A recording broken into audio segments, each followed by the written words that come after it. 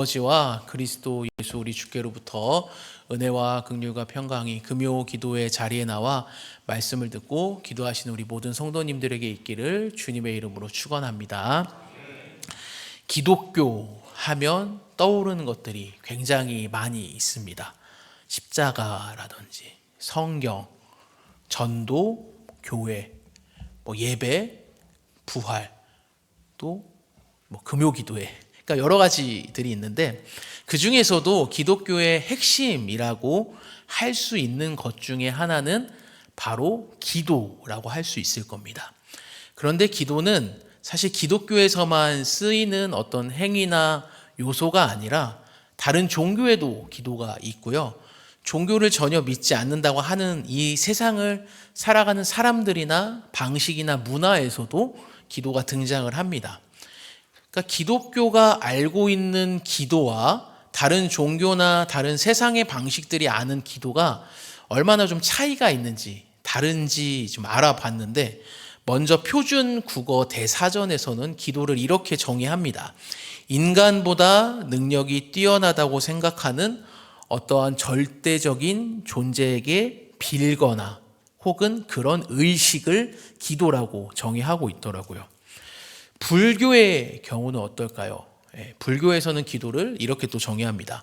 눈을 안으로 돌이키려는 노력으로 내 욕심과 고집을 다 버리고 다 함께 행복한 세상을 위해 깨닫겠다는 원을 세우고 이를 성취하려는 노력의 행위.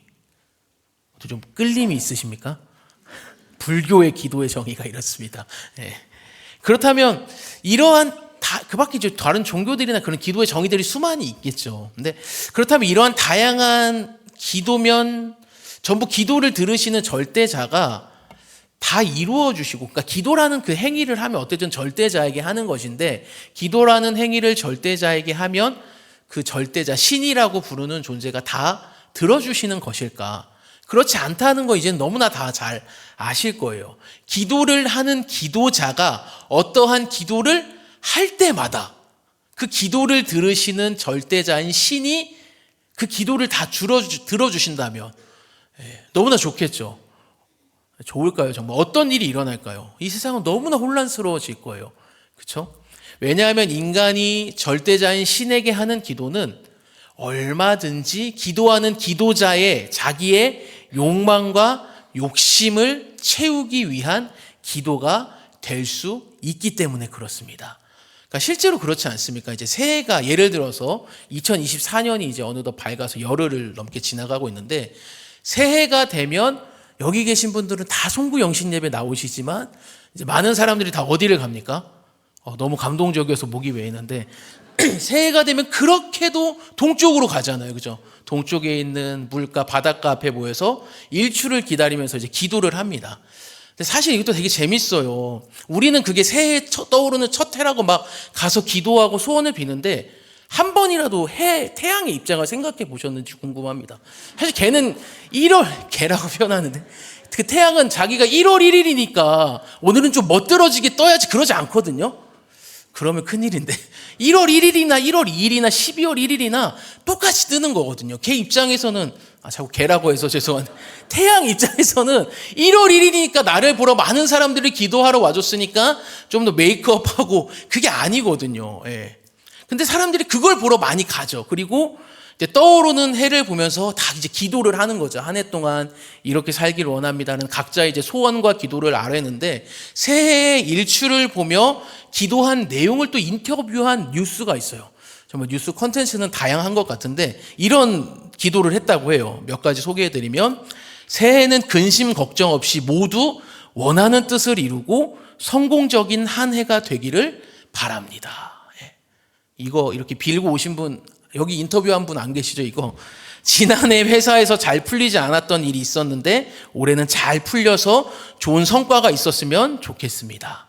그리고 마지막으로 올해 수능을 보는데 원하는 대학에 진학할 수 있으면 좋겠습니다. 아침에 일어났을 때 오기 싫었는데 막상 오니까 상쾌하네요. 소원 열심히 빌고 가겠습니다. 그러니까 이런 기도들을 한다라는 거죠. 그러니까 그 진정성이나 그 마음을 이제 정죄하거나 그러한 의도는 아니지만 우리가 이쯤에서 다시 한번 이제 기도에 대해서 한번 생각해 보자는 거죠. 정말 이게 기도라고 했거든요. 정말 기도면 다 되는 것일까? 라는 겁니다. 그렇다면 우리가 믿는 기독교가 말하는 기도는 무엇인가? 성경이 말하는 기도는 도대체 어떠한 것일까? 그러니까 여러 가지 정의가 있을 거예요. 기도에 대해서도. 하지만 오늘 이 밤에 나누고 싶은 핵심은 이것입니다. 예수 그리스도만을 인생의 주인으로 삼고 그 예수 그리스도만을 왕으로 모시고 살아가고자 하는 그리스도인이라면, 이 자리에 계신 여러분들이라면 우리의 기도가 바뀌어야 한다는 거예요.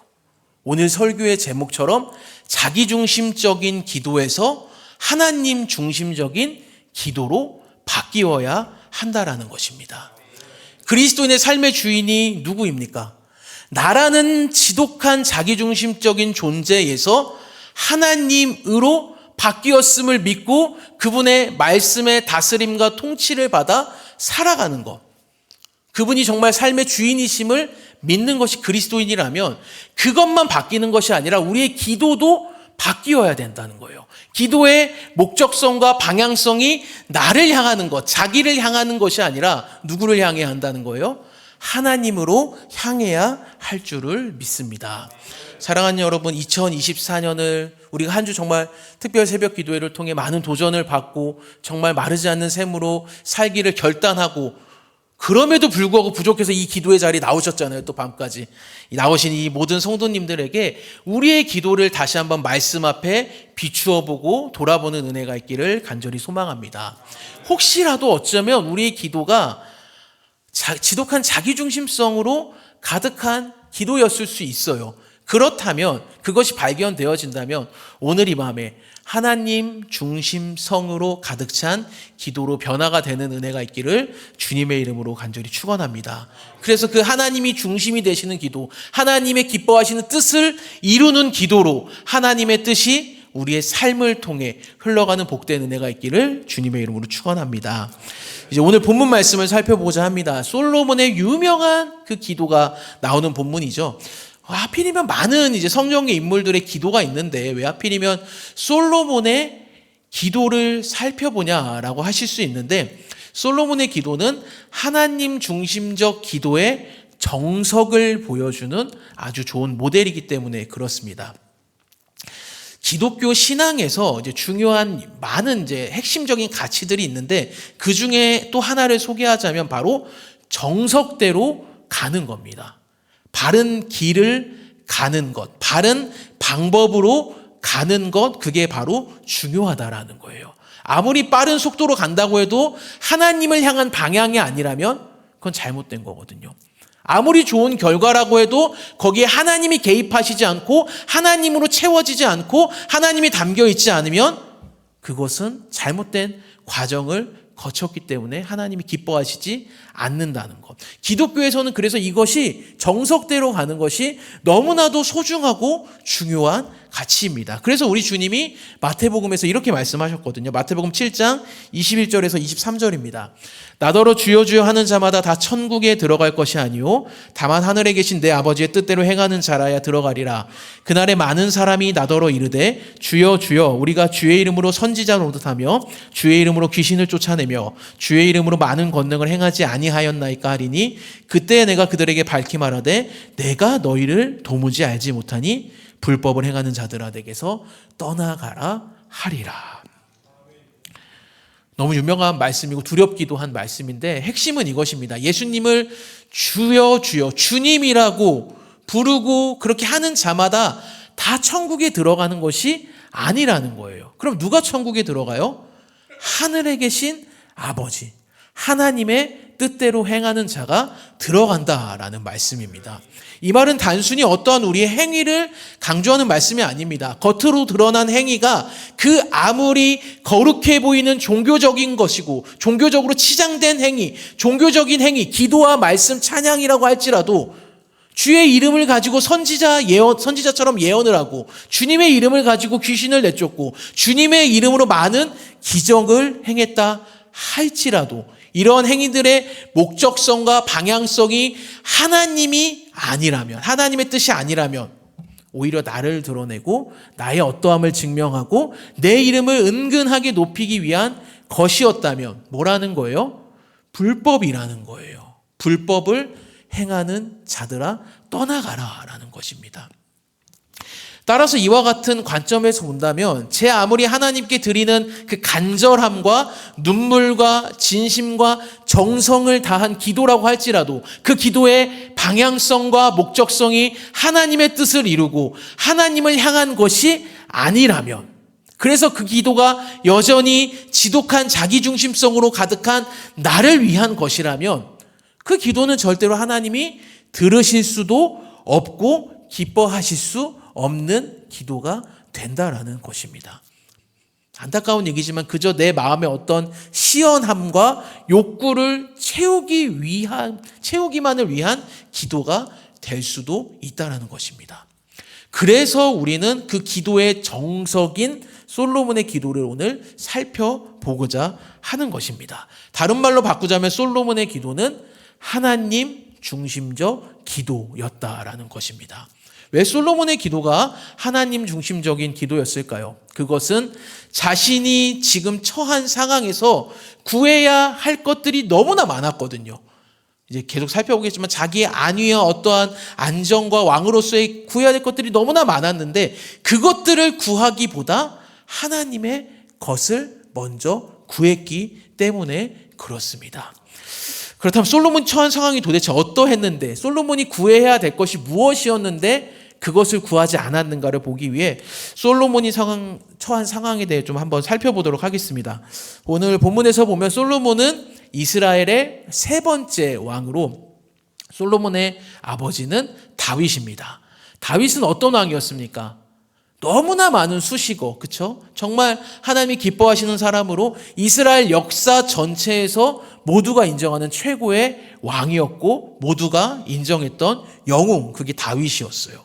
그러니까 전무후무한 왕이거든요. 그런 다윗 왕의 뒤를 누가 이어받게 된 거예요? 솔로몬이 이어받게 된 거예요. 그럼 어떨까요, 마음이?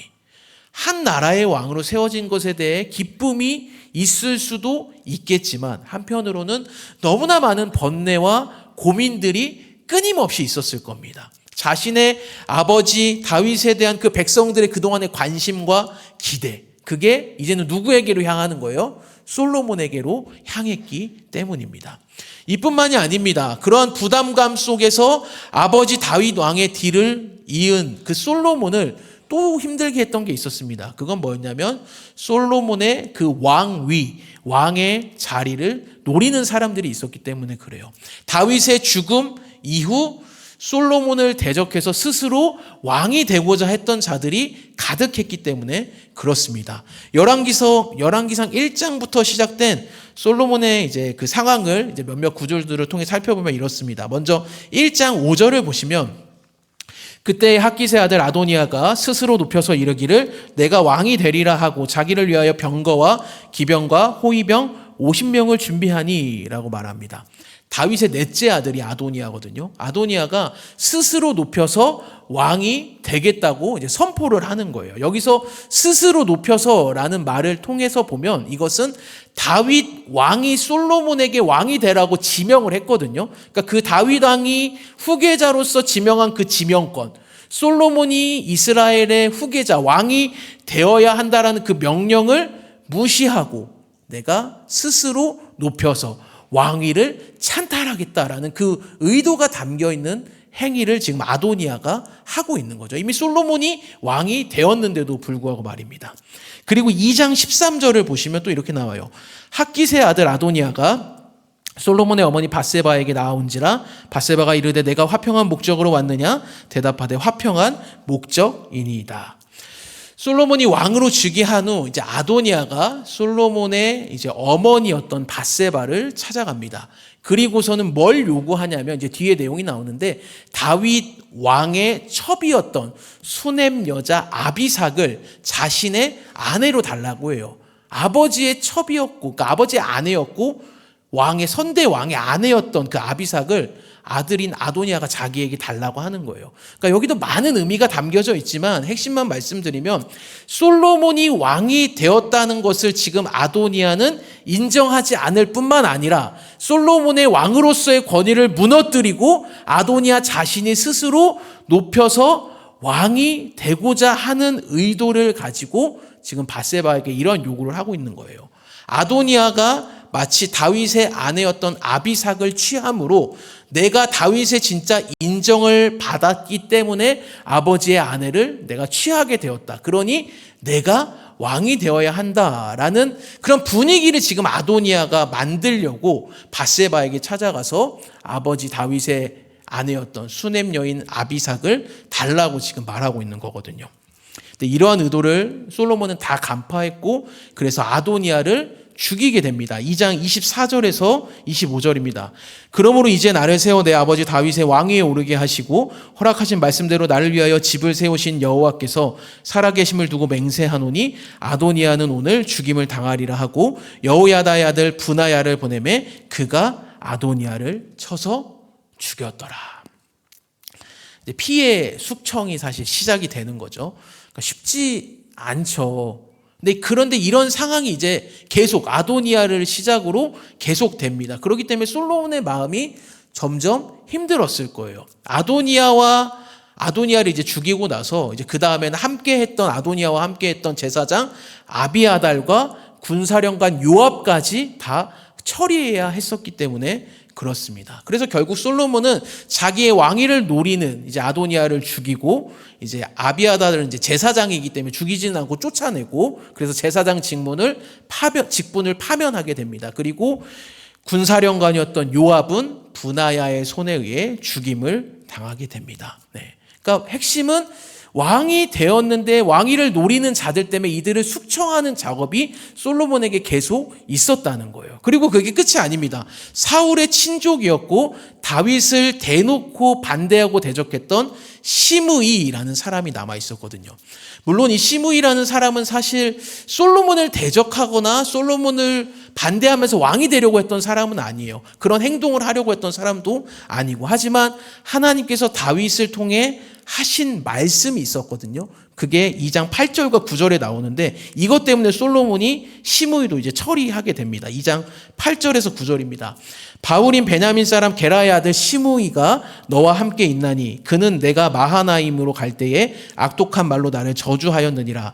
그러나 그가 요단에 내려와서 나를 영접함으로 내가 여호와를 두고 맹세하여 이르기를 내가 칼로 너를 죽이지 아니하리라 하였노라. 그러나 그를 무죄한 자로 여기지 말지어다. 너는 지혜 있는 사람이므로 그에게 행할 일을 알지니 그의 백발이 피 가운데 스올에 내려가게 하라. 다윗이 죽기 전에 솔로몬에게 한마디로 시므이를 이제 슬기롭게 지혜로운 방법으로 좀 처리해야 된다라고 말하는 장면입니다. 그래서 솔로몬은 이 말씀에 순종하고자 시므이에게 사람을 보내요. 그리고서는 뭐라고 얘기하냐면 예루살렘 안에만 머무르라고 얘기를 해요. 여기를 벗어나면 너는 죽게 될 거다. 그러니까 시므이도 오케이, 나 안 벗어나겠습니다. 그리고 왕의 말대로 내가 이 예루살렘을 벗어나면 죽임을 당해도 뭐라 하지 않겠습니다라고 말하거든요. 근데 재밌는 일이 벌어져요. 시므이에게 종이 있었는데 2명의 종이 도망을 가게 돼요.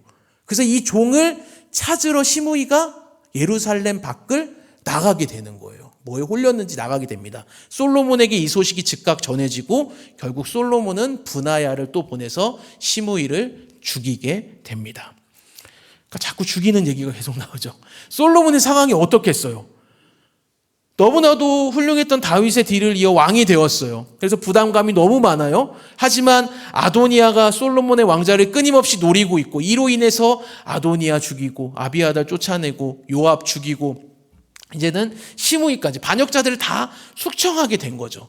정치적으로 군사적으로 안정이 되지 않은 상황에서 계속되는 솔로몬에 대해 그 권위를 인정하지 않는 도전들이 계속되는 거예요. 왕이 되긴 했지만 언제라도 솔로몬은 그 왕의 자리에서 어쩌면 죽음으로 끝날지도 모른다는 그 불안감이 가득했던 상황.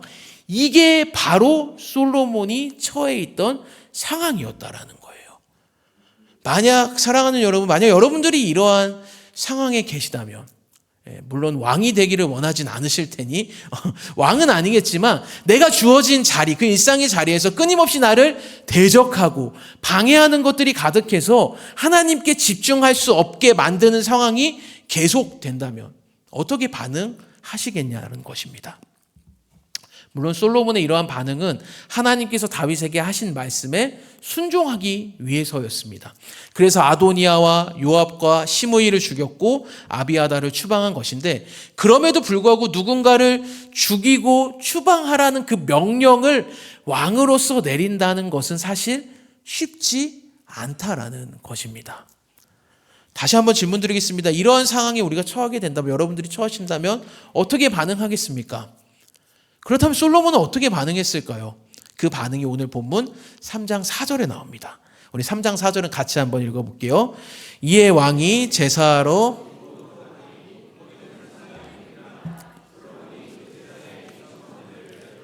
아멘. 정치적으로 군사적으로 불안정해서 혼란을 겪던 솔로몬은 자신의 힘만으로는 왕위를 보존하기가 어렵구나라는 것을 판단하게 되었습니다. 그래서 솔로몬이 하나님께 제사를 드리는 겁니다. 물론 이 사절에 대해서 많은 논쟁이 오늘날까지 있습니다. 솔로몬이 정말 하나님을 의지하고자 하는 목적으로 하나님께 제사를 드린 것이냐, 아니면 이스라엘을 한 마음으로 묶고 왕으로서의 권위를 세우기 위해 정치적인 목적을 가지고 백성들의 마음을 얻기 위해 소위 잘 포장된 모습을 보여주려고 제사를 드린 것이냐라는 그 많은 의견들이 있는데, 저는 이제 이따가 살펴볼 그 7절의 말씀을 근거로 해서 솔로몬이 자신의 약함을 인정하고 알았기 때문에 하나님만을 의지하고자 하는 의미와 목적을 가지고 제사를 드렸다고 생각합니다. 7절에 보면은 솔로몬은 자기 자신을 작은 아이라고, 자신을 낮추고 겸손하게 표현을 하고 있기 때문에 그렇습니다. 그리고 또 한 가지 이 사절에 대해서 이제 유명한 논쟁거리가 또 하나 있죠. 그놈의 이제 일천번제. 일천번제가 도대체 뭐냐. 이제 두 가지 얘기가 크게 있죠. 양과 같은 희생제물 1000마리를 한꺼번에 드린 것이다 라고 말하는 부류들이, 그러니까 주장이 있고, 희생제물을 하루에 한 마리씩 꼬박꼬박 해서 1000일 동안 드린 것이다 라는 주장이 있습니다. 1번 같으세요? 2번 같으세요? 1번은 여기로 가시고 2번은. 근데 저는요, 일천번제를 솔로몬이 하나님께 그 정성을 다했다, 그러니까 많은 제물을 드릴 정도로 솔로몬이 하나님께 진심을 보였다 정도로 해석하는 게 옳다고 생각합니다. 왜냐하면 이 4절의 핵심은 솔로몬이 제물을 1000마리를 한 번에 드렸냐, 한 마리씩 1000일 동안 바쳤냐가 핵심이 아니거든요. 왜 솔로몬이 하나님께 정성을 다하고 진심을 보이려 했냐가 핵심이기 때문에 그래요. 그래서 그러한 모습을 보였다는 게 핵심이기 때문에 우리가 그렇게 좀 봤으면 좋겠는데, 그렇다면 왜 솔로몬이 하나님께 정성을 바치고 진심을 보이고자 했을까요? 아까도 말했듯이 솔로몬이 자신의 한계를 느꼈기 때문에 그래요.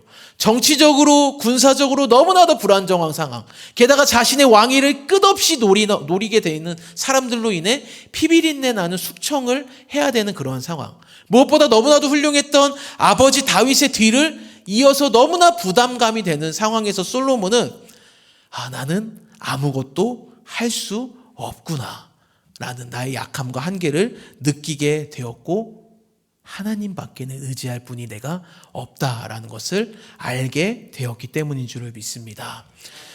사랑하는 여러분, 언제나 기도의 정석이라 할 수 있는 하나님 중심적인 기도의 시작은 내 삶이 풍요롭고 안전하고 평안할 때보다는 그렇지 않을 때 비로소 시작된다라는 것입니다. 우리가 처음 예수를 믿었을 때 어떻게 믿었습니까? 그때를 한번 생각해 보는 거예요. 내 존재의 비참함과 그 끝을 경험했던 그 시점. 그래서 예수 그리스도 밖에는 의지하고 믿을 리가 없다며 고백하며 돌이켰던 것처럼, 천부여 의지 없어서 손들고 옵니다라고 했던 것처럼 기도도 마찬가지라는 거예요. 사방이 다 막혀서 하늘 말고는 뚫린 곳이 없다고 느껴지는 그때, 하나님 말고는 의지할 것이 없다고 느껴지는 그때, 그때가 바로 가장 기도하기 좋은 때이고 하나님을 향한 하나님 중심적인 기도가 터져나올 때인 줄을 믿습니다. 그래서 이런 찬양이 있잖아요.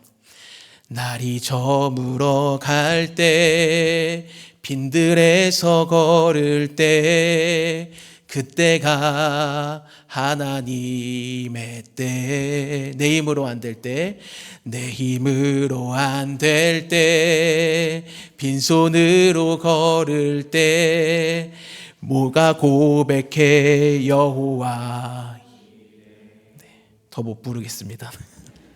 그때가 하나님의 때라는 거거든요. 내 힘으로 할 수 없을 때, 세상은 그때 소망을 다 잃어버려서 더 이상 할 것이 없다고 극단적인 선택을 하거나 세상의 다른 것들로 그 불안감과 그런 것들을 채우려고 하지만, 우리에게는 우리의 소망이 되시는 예수 그리스도가 계시고 우리의 기도를 들으시는 하나님이 계셔서 오늘도 우리가 이 자리에서 그 하나님 앞에 하나님을 중심으로 한 기도가 나오는 이 은혜의 자리를 우리에게 허락하신 줄을 믿습니다.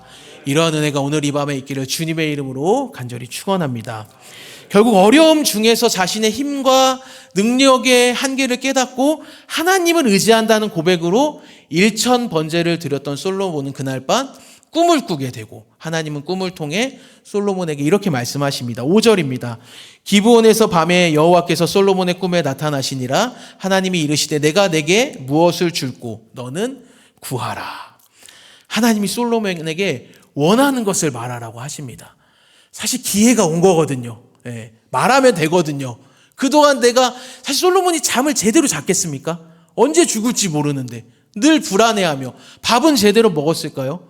저였으면 잘 먹었을 것 같은데 혹시 여기에 독이 타진 않았을까 하면서 불안해하면서 밥도 못 먹었을 것 같아요. 사람도 제대로 만날 수 없거든요. 언제 이 사람이 나를 뒤통수 칠지 모르니까. 근데 이때 하나님이 나타나셔서 원하는 게 뭐냐? 백지수표를 주신 거거든요. 적으라는 거예요. 그럼 뭘 적겠습니까? 지금 내가 당장 필요한 거, 적으라고 했으니까 적으면 되는 거거든요. 근데 솔로몬은 뭘 적었냐면 7절과 같은 내용을 적습니다. 나의 하나님 여호와여, 주께서 종으로 종의 아버지 다윗을 대신하여 왕이 되게 하셨사오나 종은 작은 아이라 출입할 줄을 알지 못하고.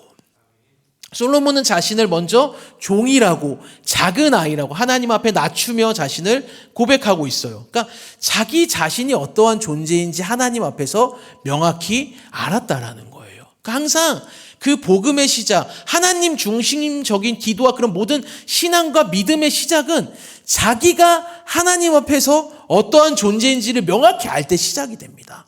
하나님 앞에서도 여전히 내가 높다고, 내가 무엇을 행했다고, 물론 하나님이 하셨지. 하지만 그럼에도 불구하고 내 삶을 역추적해보면 하나님이 택하신 어떠한 이유와 근거와 레퍼런스가 있기 때문에 내가 하는 모든 행동은 옳다라고 하는 것은 사실은 굉장한 교만인 거거든요. 그렇게 모든 것을 갖춘 솔로몬이 지금 하나님 앞에 직면해서 자기가 어떠한 존재인지를 명확히 고백하는 거예요. 하나님, 저는 주님 앞에서 종인 뿐입니다. 작은 아이일 뿐입니다. 내가 한 나라의 왕이 되어서 모든 부와 기와 영예를 가지고 모든 것을 다 누릴 수 있는 자리에 있지만, 내 말 한마디면 군대를 움직일 수 있고 사실은 하늘을 나는 새도 떨어뜨릴 수 있는 그 높은 위치에 내가 있지만, 하지만 하나님, 저는 종일 뿐이고 작은 아이일 뿐입니다. 자신이 연약한 존재라는 것을 너무나 명확하게 고백하고 있는 거예요. 그리고서 8절과 9절로 이어지는 거예요. 주께서 택하신 백성 가운데 있나이다. 그들은 큰 백성이라 수요가 많아서 셀 수도 없고 기록할 수도 없사오니 누가 주의 이 많은 백성을 재판할 수 있사오리이까. 듣는 마음을 종에게 주사 주의 백성을 재판하여 선악을 분별하게 하옵소서. 솔로몬은 사실 듣는 마음보다 더 시급한 것들이 많았어요. 계속 얘기하지만 왕위를 노리는 많은 사람들이 있었기 때문에 그것들을 제거해달라고. 하나님, 지금 저에게는 지금 군대가 필요합니다. 절대적으로 내가 믿을 수 있는 내 사람들이 필요합니다. 하나님, 저에게는 군대와 수많은 마병, 병거가 필요합니다. 그래서 내 왕위를 안정화했으면 좋겠습니다. 그게 사실은 기도가 필요한 거거든요. 하나님, 너무나 불안해요. 제 왕위에 대한 불안감 때문에 잘 수가 없습니다. 정치적으로나 군사적으로나 모든 게 안정되지 않았거든요. 심지어 아버지 다윗의 뒤를 이어받은 것도 너무나도 큰 부담이 됩니다. 그러니 하나님 이 모든 것을 나에게 주옵소서 라고 기도하는 게 정상인 거예요. 사실은 이게 가장 현실에 적합하고 합리적인 기도 아니겠습니까? 근데 솔로몬은 무엇을 구하는 거예요? 듣는 마음을 구했습니다. 이전 성경에서는 지혜로운 마음이라고 번역되어서 흔히 우리가 솔로몬이 지혜를 구했다라고 잘 알려져 있는데, 여기서 핵심은 왜 솔로몬이 이 듣는 마음을 구했냐라는 거죠. 9절을 다시 한번 천천히 보면 답이 나옵니다. 누가 주의 이 많은 백성을 재판할 수 있사오리이까? 듣는 마음을 종에게 주사 주의 백성을 재판하여 선악을 분별하게 하옵소서. 솔로몬이 백성들을 뭐라고 표현해요? 내 백성이라고 안 해요. 솔로몬은 알았던 거예요. 자신이 왕이기 때문에 이들은 내 백성이다. 이스라엘 백성들은 나의 것이다. 자신의 백성이다가 아니라 누구의 백성이라는 거예요? 나의 주인 되시는 하나님의 백성이다라는 걸 알았던 거예요. 그래서 하나님의 백성들은 이스라엘의 왕인 솔로몬이 자신의 말과 어떤 정치 행위로 다스리는 게 아니라 하나님께서 하나님의 말씀으로 통치하시고 다스리셔야 합니다라는 것을 명확히 알았던 거예요. 그래서 하나님의 그 백성들을 하나님의 말씀으로 바르게 가르치고 인도할 그 듣는 마음을 나에게 주옵소서. 그래서 이 백성들을 나의 뜻이 아니라 세속적인 왕인 나의 뜻에 합당하게 이들을 다스리는 게 아니라 하나님의 정의롭고 공의롭고 선하신 하나님의 말씀으로 다스리게 하여 주시옵소서라고 지금 기도한 줄을 믿습니다. 정리하자면 솔로몬은 지금 자기에게 진정으로 필요한 것들, 시급한 것들인 정치적이고 군사적인 안정을 구한 게 아니라 하나님의 백성들을 잘 섬기고 하나님의 말씀을 통한 통치가 백성들에게 잘 이루어질 수 있도록 듣는 마음을 구했다라는 거예요. 한마디로 자기의 것을 구하지 아니하고 누구의 것을 구한 거예요? 하나님의 것을, 하나님의 뜻을 솔로몬이 지금 구하고 기도하고 있다라는 것입니다. 오늘 설교의 제목처럼 자기중심적인 기도가 아니라 하나님 중심적인 기도로 솔로몬은 하나님께 기도하고 있던 것입니다. 근데 사랑하는 여러분, 놀라운 사실이 있어요. 이게 구약이거든요. 이런 솔로몬의 그 하나님 중심적인 기도는 구약에서 그냥 그치는 게 아니라 신약에 나오는 예수님의 가르침을 그대로 너무나도 잘 반영하고 있다는 거예요. 신약 성경 마태복음 6장에 보면 산상수훈의 말씀이 나오거든요. 특별히 25절부터는 제자들이 가장 먼저 하나님 나라의 백성으로서 구해야 할 것이 무엇인지에 대해, 우선순위에 대해 말씀하시는 장면이 나와요. 마태복음 6장 25절에서 30절입니다. 그러므로 내가 너희에게 이르노니 목숨을 위하여 무엇을 먹을까 무엇을 마실까 몸을 위하여 무엇을 입을까 염려하지 말라. 목숨이 음식보다 중하지 아니하며 몸이 의복보다 중하지 아니하냐. 공중의 새를 보라. 심지도 않고 거두지도 않고 창고에 모아들이지도 아니하되 너희 하늘아버지께서 기르시나니 너희는 이것들보다 귀하지 아니하냐. 너희 중에 누가 염려함으로 그 키를 한 자라도 더할 수 있겠느냐. 또 너희가 어찌 의복을 위하여 염려하느냐. 들의 백합화가 어떻게 자라는가 생각하여 보라. 수고도 아니하고 길쌈도 아니하느니라. 그러나 내가 너희에게 말하노니 솔로몬의 모든 영광으로도 입은 것이 이 꽃 하나만 갖지 못하였느니라. 오늘 있다가 내일 아궁이에 던져지는 들풀도 하나님이 이렇게 입히시거든 하물며 너희일까 보냐. 믿음이 작은 자들아. 예수님이 제자들에게 말씀하세요. 한마디로 염려하지 말라는 거예요. 하나님이 책임져 주신다라는 거예요. 들의 백합화, 그 찬양도 있잖아요. 오늘 피었다가 사라지는, 그것도 하나님이 돌보셔서 솔로몬의 그 어떠한 영광보다도 더 아름다운데 하물며 너희일까 보냐. 하나님의 자녀요, 그리스도의 제자인 너희들 책임져 주신다라는 거예요. 그래서 그 결론이 뭐예요? 너희가 진짜 구해야 될 것은 무엇을 먹을까, 마실까, 입을까가 아니라 마태복음 6장 33절 우리 같이 읽어볼게요. 그런즉 너희는 먼저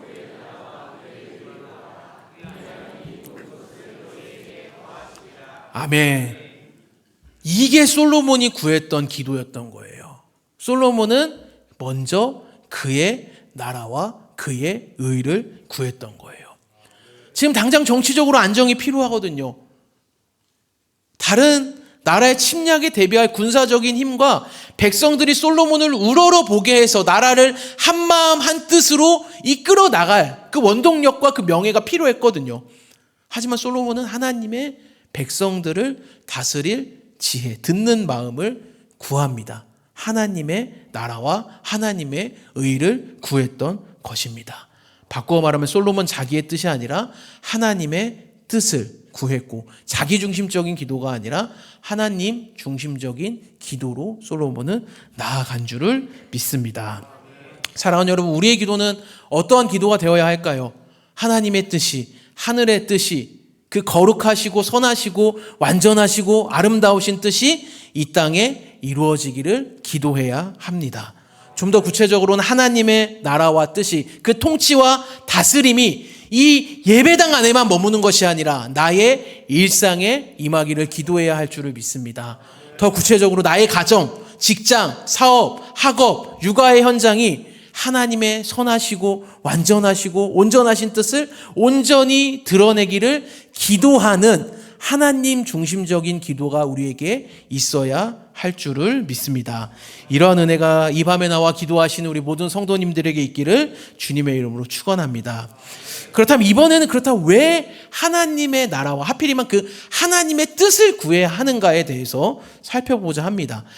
사실 그렇잖아요. 이 시간에 나와서 많은 기도 제목들이 있잖아요. 나의 가정에서, 직장에서, 사업과 학업 가운데 사실 많은 기도 제목들이 있거든요. 그러니까 그걸 구하지 말라는 건 아니지만 그것들이 있는데, 그럼에도 불구하고 우리가 먼저 하나님의 뜻을 구해야 하는 이유가 무엇인가? 그것은요, 나의 뜻을 먼저, 그리고 나의 뜻만을 구하기에는 사실 우리에게는 많은 좀 위험성이 있기 때문에 그렇습니다.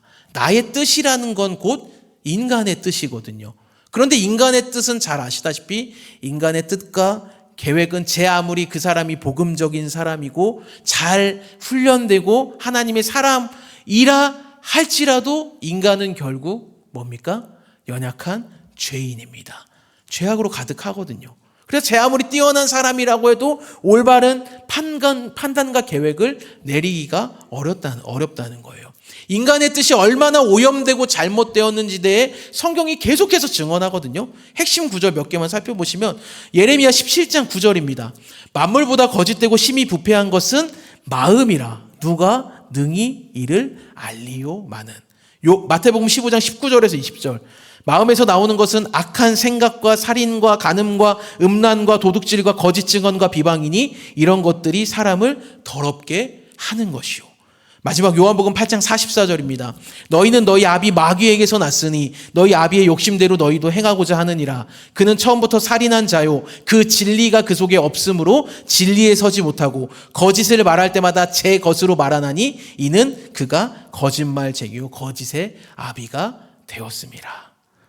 굉장히 좀 불편한 말씀이죠. 근데 이 말씀들이 일관되게 말하는 건 뭐예요? 우리의 모습이 이렇다는 거예요. 저의 모습도 마찬가지고요. 인간의 뜻은 죄악과 거짓으로 가득해서 만물보다 심히 부패했다는 거예요. 그래서 인간에서 마음에 나오는 것은 악한 생각, 살인과 간음과 음란과 도둑질과 거짓 증언과 비방뿐이라고.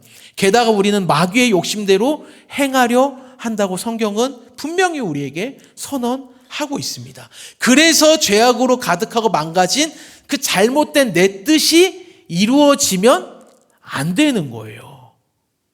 그래서 우리가 내 뜻을 구할 수가 없는 거예요. 근데 또 문제가 있어요. 인간이 얼마나 악하고 교묘하냐면 이제는 이제 고수들이 나타나기 시작합니다.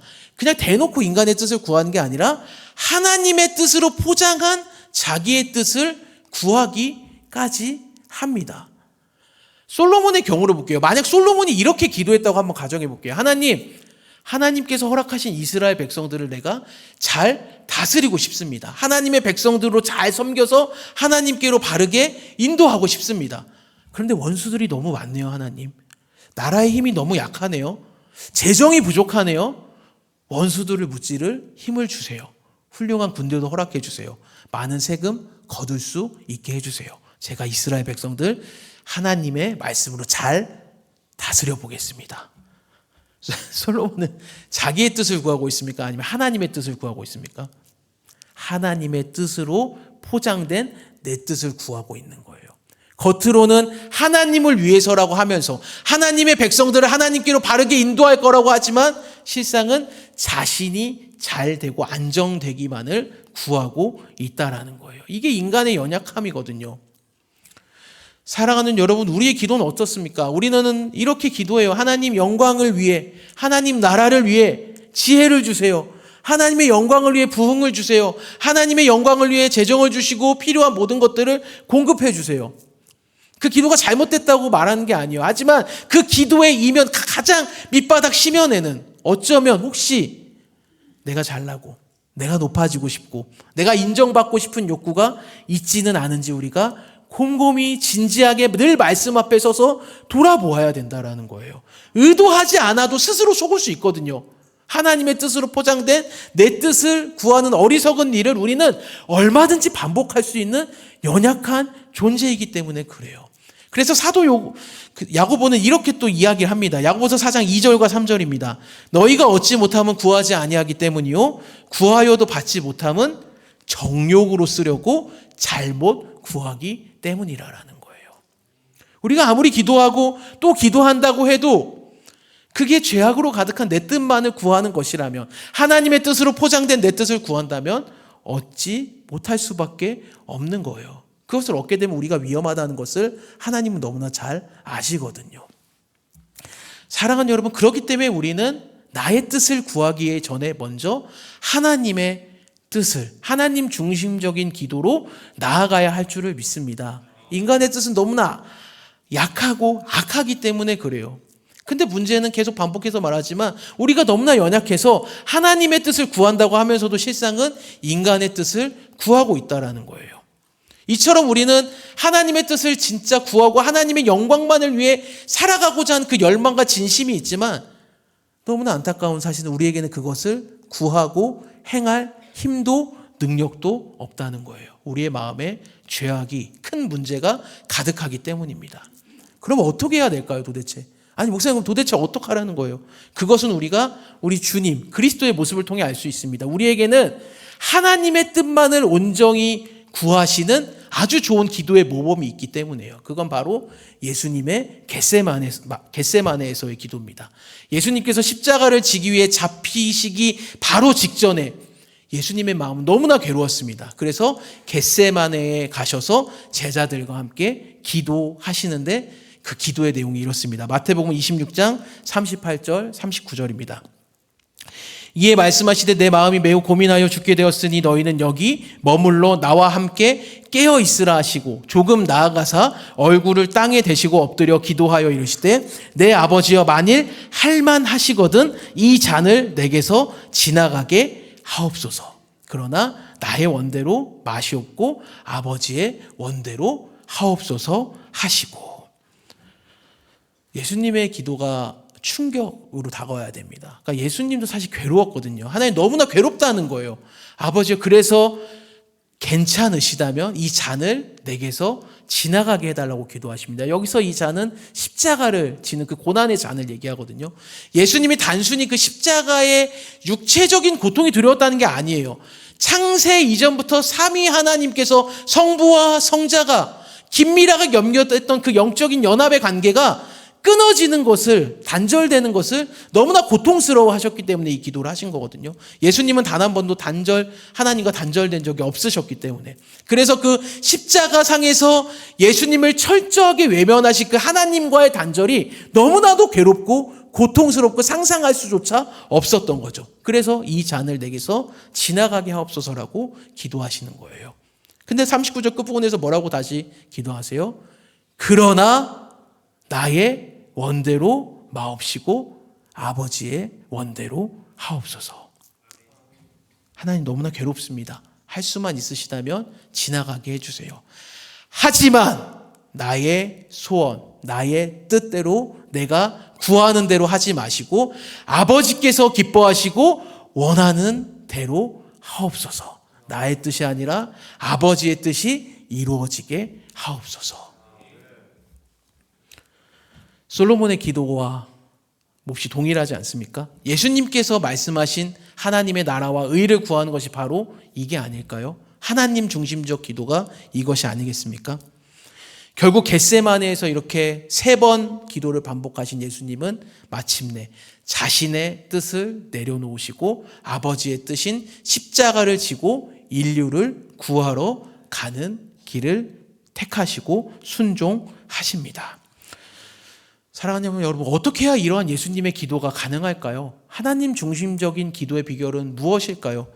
해답은 명확합니다. 죄로 가득 차서 하나님의 것으로 포장된 것을, 나의 것을 구하는 그 자기 중심적인 기도에서 벗어나는 것은 자기를 부인하는 것, 십자가를 지는 것. 그래서 오직 그리스도만이 나의 삶뿐만 아니라 나의 기도에도 주인이 되심을 고백하며 그분께 내 모든 것을, 기도까지도 내어 드리는 것. 그래서 그분의 통치에, 다스림에 순종하는 것만이 하나님 중심적인 기도의 진정한 비결인 줄을 믿습니다.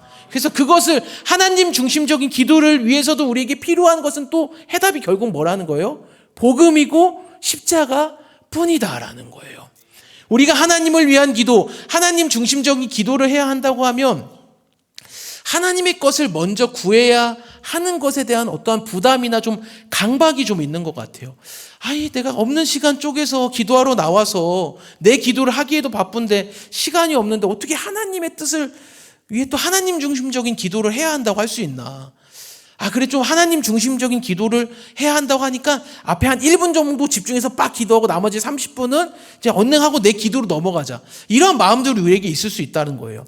그러나 사랑하는 여러분, 나를 위한 기도만이 기도고 그것을 먼저 해야 된다고 외치는 이 외침 가운데 어쩌면 기도라는 그 하나님과의 그 깊은 교제의 관계 속에서 누릴 수 있는 그 귀한 교제조차도 자기를 위해 활용하려고 하는 이 시대의 악한 그 기류와 시대 정신을 거슬러서 하나님을 위한 기도, 하나님 중심적인 기도면 충분하고 또 충분하다라고 외치는 은혜가 우리 모두에게 있기를 주님의 이름으로 간절히 축원합니다.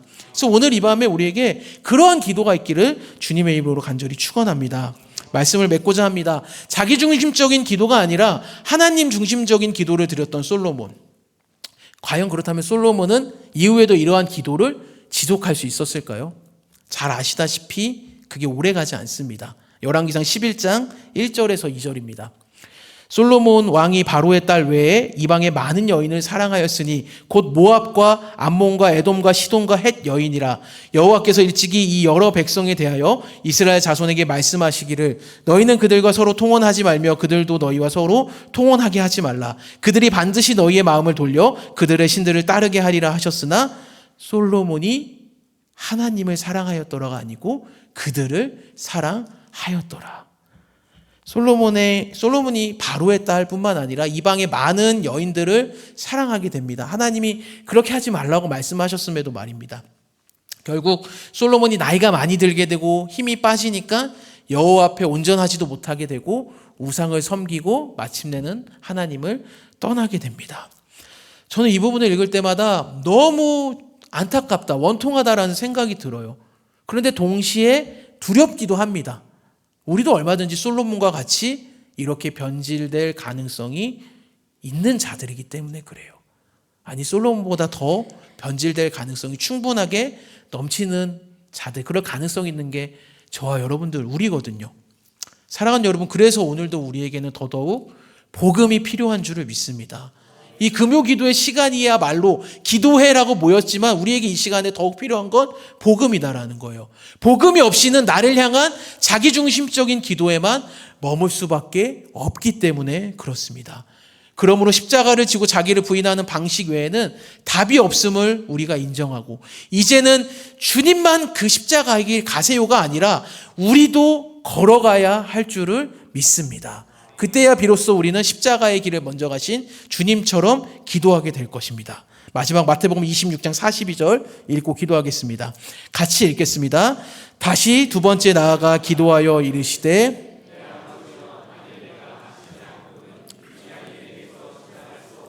아버지의 원대로 되기를 원하나이다 하시고 아멘. 사랑하는 여러분, 하나님 중심적인 이러한 기도가 오늘 이 밤에 있기를 간절히 소망합니다. 그래서 나의 것을 구하지 아니하고 하나님의 것만을 구해도 우리에게 이미 더 큰 일을 이루셨고 이루시며 이루어 가실 그 하나님을 깊이 경험하는 은혜의 밤이 오늘 이 금요일 기도의 시간이 되기를 주님의 이름으로 간절히 축원합니다. 우리 들은 말씀 생각하시면서 함께